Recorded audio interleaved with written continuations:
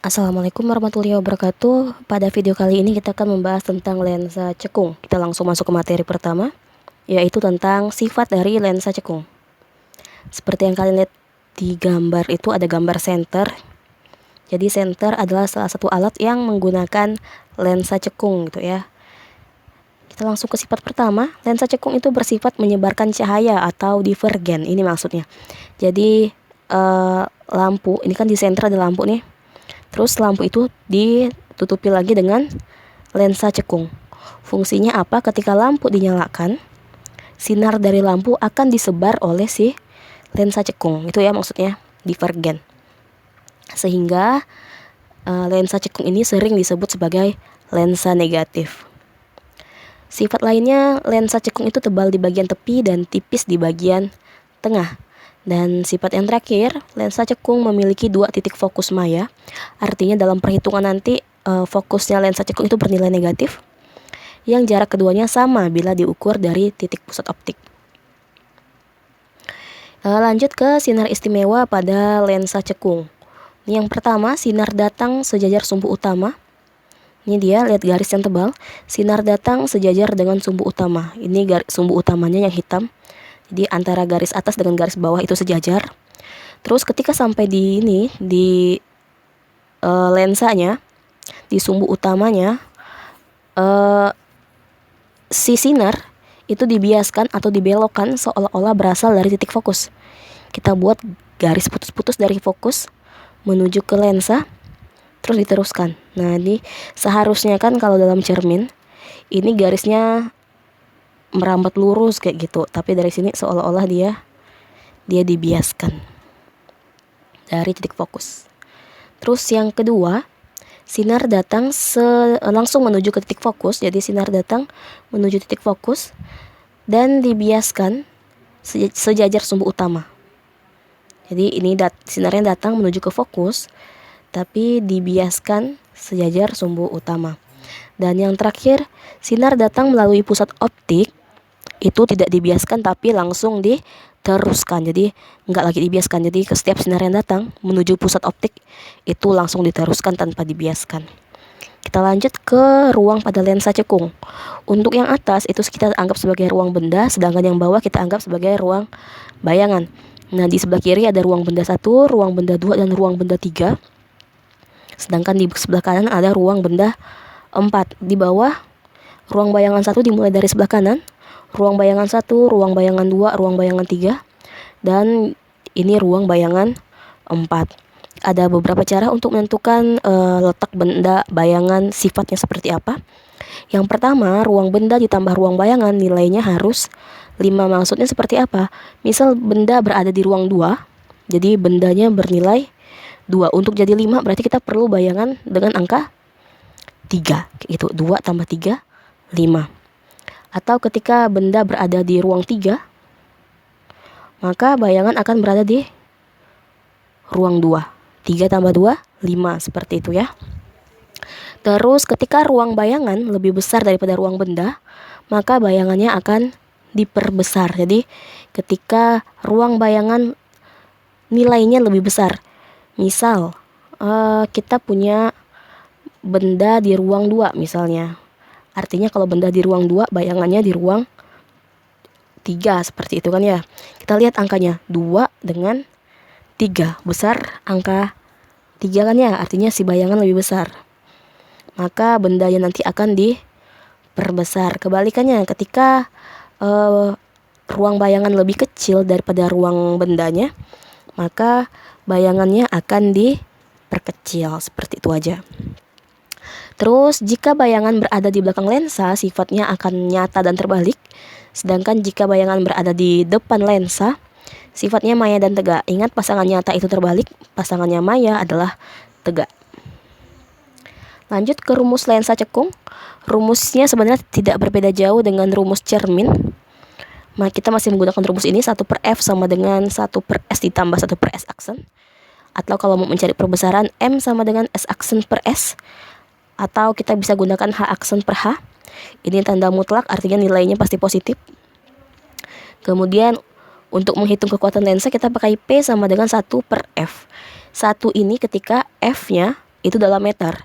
Tapi ketika F-nya dalam sentimeter, maka angka 1 kita ubah menjadi 100 kayak gitu. Ini keterangannya, sini disebutkan jarak titik fokusnya negatif.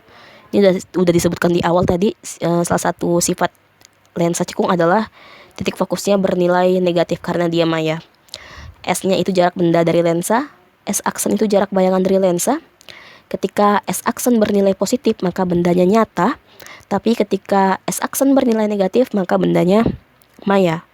Kalau nyata berarti dia terbalik, kalau maya berarti bayangannya tegak. Kemudian M itu perbesaran bayangan. Jika nilainya lebih dari 1 artinya dia diperbesar. Sedangkan jika dia kurang dari 1 artinya dia diperkecil. H itu tinggi benda dan H aksen adalah tinggi bayangan. Yang terakhir P adalah kekuatan lensa, satuannya dioptri. Kita langsung masuk ke contoh soal. Nah, di depan lensa cekung yang jarak titik apinya 15 cm, kita punya ini, titik api itu sama seperti fokus. Kita punya titik apinya, ini F berarti. Sebuah benda berada, bukan berapa ya, berada 15 cm di depan lensa.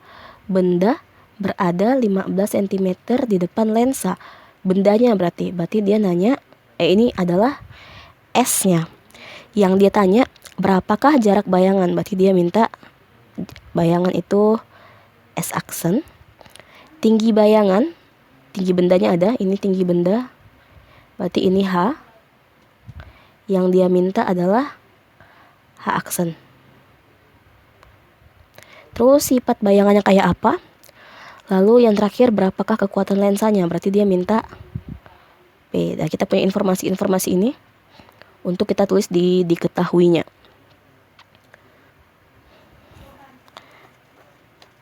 Oke. Jadi yang diketahui, yang pertama F-nya tadi 15 cm. Karena ini lensa cekung, maka dia bernilai negatif. Terus jarak benda dari lensa 15 cm. Dan tinggi bendanya ada 50 cm. Sedangkan yang ditanya adalah S-aksen, H-aksen, sifat bayangan, dan kekuatan lensanya, P. Kita kerjakan dari yang pertama. Untuk mencari S-aksen, kita bisa pakai rumus dasar. 1/F sama dengan 1/S tambah 1/S aksen. Tinggal masukkan angka-angkanya. Ini 1/F, 1/-15 sama dengan S-nya 15 juga, 1/15 ditambah 1/S aksen. Ini S aksen kita tulis lagi karena kita belum tahu nilainya, dan itu yang kita cari sebenarnya. Lalu kita pindah ruaskan si 1/15. Ingat, kalau pemindahan ruas yang sendirian jangan diganggu lagi. Ini udah sendirian, maka beri dia kawan.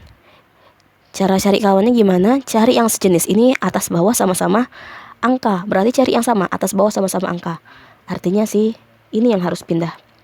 Awalnya dia tandanya positif, ketika pindah dia akan jadi negatif. Nah, 1/-15 dikurang 1/15 sama dengan yang di kanan, yang tersisa hanya 1/S aksen.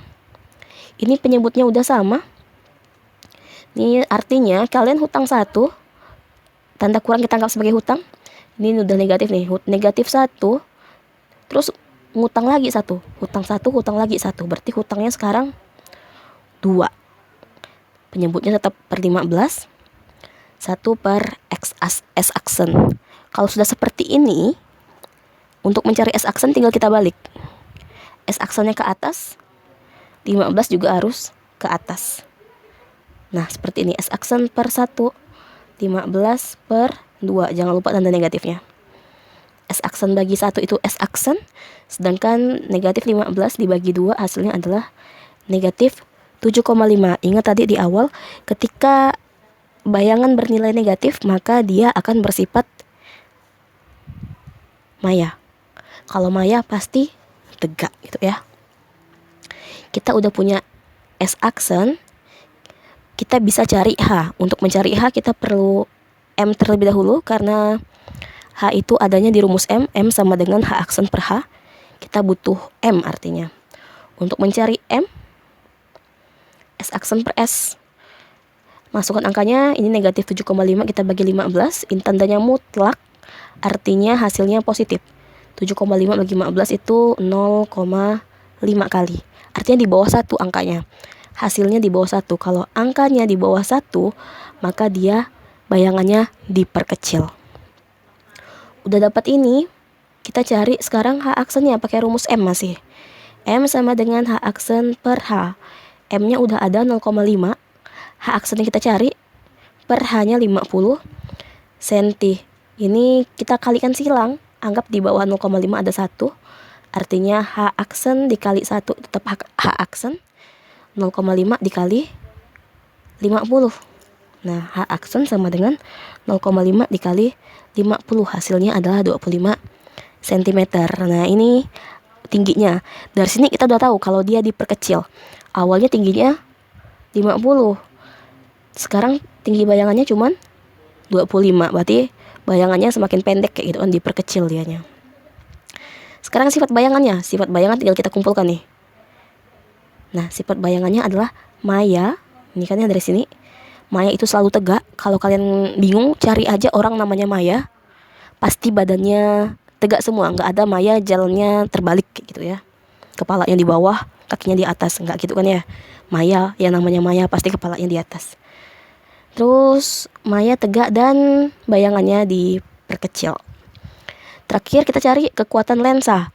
Rumusnya P sama dengan 1 per F. Ini 1 per negatif 15 cm. 1 digunakan ketika fokusnya bernilai atau satuannya meter. Karena ini satuannya cm, maka 1 kita ubah menjadi 100. 100 per negatif 15, maka hasilnya adalah negatif 6,67 dioptri. Oke, itu soal nomor 1. Sekarang kita ke soal nomor 2. Nah, sebuah benda setinggi 1 cm, tingginya 1 cm, berarti ini H. Oke, berada di depan lensa cekung dengan fokusnya, ini F. Fokusnya 2 cm. Jika jarak benda, ingat jarak benda simbolnya adalah S. Jarak bendanya 6. Tentukan yang pertama dia minta jarak bayangan, berarti S aksen. Terus tinggi bayangan berartinya H aksen. Terus sifat bayangan dan kekuatan lensa. Berarti sama seperti nomor 1 tadi, cara mengerjakannya. Oke, kita langsung ke cara pengerjaannya. Nah, diketahui hanya tadi 1 cm, F-nya tadi 2 cm, tapi karena ini lensa cekung maka jadi negatif 2 cm. S-nya atau jarak bendanya itu 6 cm. Yang ditanya S aksen, H aksen, sifat bayangan, dan kekuatan lensa. Untuk cari S aksen, kita bisa karena ada F, ada S, kita bisa pakai rumus dasar. 1 per F sama dengan 1 per S ditambah 1 per S aksen. Masukkan angka-angkanya. 1 per negatif 2 sama dengan 1 per 6 ditambah 1 per S aksen. Sama kayak tadi, kasih dia kawan yang sendirian, artinya 1 per 6 harus pindah. Awalnya 1 per 6 ini positif, kalau pindah dia jadi negatif. Nah, 1 per negatif 2 dikurang 1 per 6, sehingga yang di kanan tinggal tersisa 1 per S aksen. Ini kita samakan penyebutnya. 6 dibagi negatif 2, negatif 3. Negatif 3 kalikan 1, tetap negatif 3. Tandanya kurang. 6 dibagi 6 itu 1, kalikan 1 tetap 1. Nah, ini gimana ngitungnya? Ingat, negatif kita anggap sebagai hutang. Jadi dia hutang 3, kemudian hutang lagi 1. Berarti hutangnya sekarang adalah 4. Jadi dia masih hutang 4. Negatif 4 per 6 sama dengan 1 per S aksen. Sama seperti tadi, dibalik posisinya. S aksen per 1, yang ini jadi 6 per negatif 4. Maka S aksennya 6 bagi 4 itu 1,5. Ini tandanya negatif sentimeter. Ingat tadi ketika S aksen atau S bayangan, jarak bayangan itu negatif, maka dia bersifat maya dan tegak. Lanjut mencari B, bisa pakai cara ini tadi, sama seperti tadi. Kita cari M-nya terlebih dahulu. M sama dengan S aksen per S sama dengan 1,5 dibagi 6, tanda mutlak, artinya semuanya hasilnya bakal positif walaupun di dalam ada negatif gitu ya. Hasilnya 0,25. Sama seperti tadi, karena ini angkanya di bawah 1, maka bayangannya bakal diperkecil. Lanjut ke B, cari tinggi M sama dengan H aksen per H. Kita udah punya M-nya 0,25. H aksen yang dicari, sedangkan H-nya adalah 1, kalikan silang. H aksen itu sama dengan 0,25 dikali 1, hasilnya 0,25 cm gitu ya. Awalnya dia tingginya 1 cm, sekarang tingginya 0,25, artinya angkanya makin kecil, berarti diperkecil dia. Sifat bayangan tinggal dikumpulkan, ini maya dan tegak, dan diperkecil. Terakhir cari P. Caranya sama, 1 per F, 1 per negatif 2 cm. Ini cm lagi, artinya ini ganti jadi, satunya diganti jadi 100. 100 dibagi negatif 2, yaitu negatif 50 dioptri. Oke, sekian penjelasan tentang lensa cekung, semoga dapat kalian pahami. Assalamualaikum warahmatullahi wabarakatuh.